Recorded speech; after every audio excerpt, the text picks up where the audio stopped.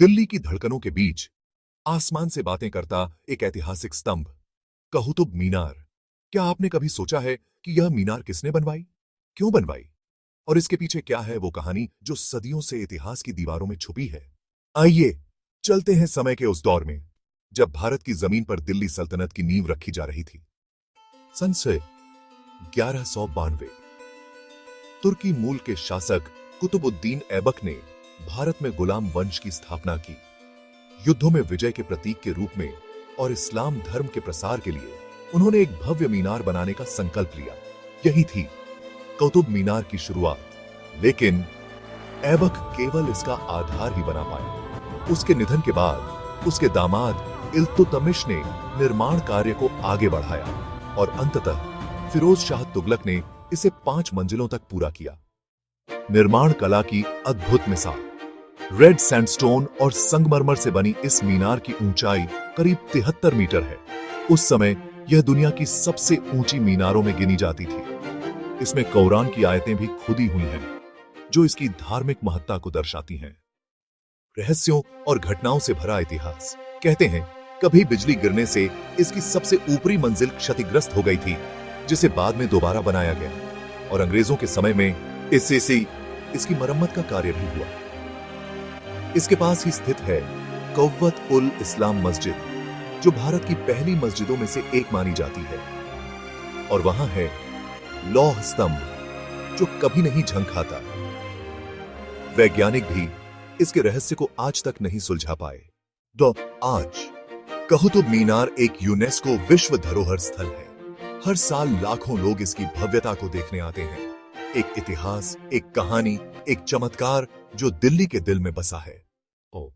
कुतुब मीनार सिर्फ एक इमारत नहीं, बल्कि वो गवाह है हमारे इतिहास की, हमारी परंपराओं की और हमारे भारत की गौरव गाथा की। दिल्ली की धड़कनों के बीच बसा एक किला, जिसकी लाल दीवारें चुपचाप सदियों की कहानियां सुनाती हैं। लाल किला, जहां एक समय शाही ताज पहनने वाले सम्राट बैठते थे, आज वहां तिरंगा फहराया जाता है। क्या है इस किले का इतिहास? क्यों बना था यह किला और इसके अंदर छिपे हैं कौन कौन से शाही राज? आइए जानते हैं। शुरुआत एक शाही सपना। साल था 1638। मुगल सम्राट शाहजहां ने जब अपनी राजधानी आगरा से दिल्ली स्थानांतरित करने का निर्णय लिया, तो उन्होंने एक ऐसा किला बनवाने की ठानी जो उनकी ताकत और वैभव का प्रतीक बने। और तभी जन्म हुआ लाल किले का। यह किला यमुना नदी के किनारे स्थित है और इसका असली नाम है किला ए मुबारक, यानी शुभ किला। शाही निर्माण।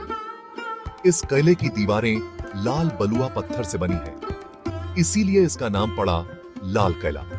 इसमें राजसी महल, दीवान ए आम यानी जनता दरबार, दीवान ए खास यानी गुप्त दरबार, शीश महल, रंग महल और नहर ए बहिश्त जैसी सुंदर जल प्रणालियां थीं।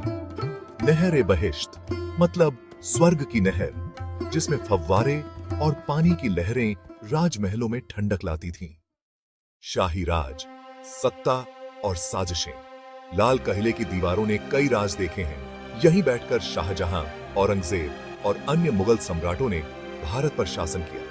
यहीं पर हुई षड्यंत्र की बैठकें, बगावत की योजनाएं और क्रूर सजाएं। और जब 1857 में भारत का पहला स्वतंत्रता संग्राम हुआ, तो अंतिम मुगल सम्राट बहादुर शाह जफर को यहीं से अंग्रेजों ने बंदी बनाया।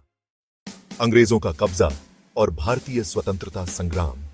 1857 के बाद अंग्रेजों ने लाल किले को सैनिक छावनी में बदल दिया। कई महल तोड़ दिए गए और किले का वैभव लुप्त होने लगा। पर फिर आया साल 1947, 15 अगस्त 1947। जब भारत आजाद हुआ, तो प्रधानमंत्री नेहरू ने लाल किले की प्राचीर से पहली बार तिरंगा फहराया। तब से हर साल स्वतंत्रता दिवस पर प्रधानमंत्री यहीं से राष्ट्र को संबोधित करते हैं। आज का लाल किला गर्व का प्रतीक। आज लाल किला यूनेस्को विश्व धरोहर स्थल है। यह न केवल भारत के इतिहास का प्रतीक है, बल्कि हमारे स्वतंत्रता संग्राम और आजादी की पहचान भी है।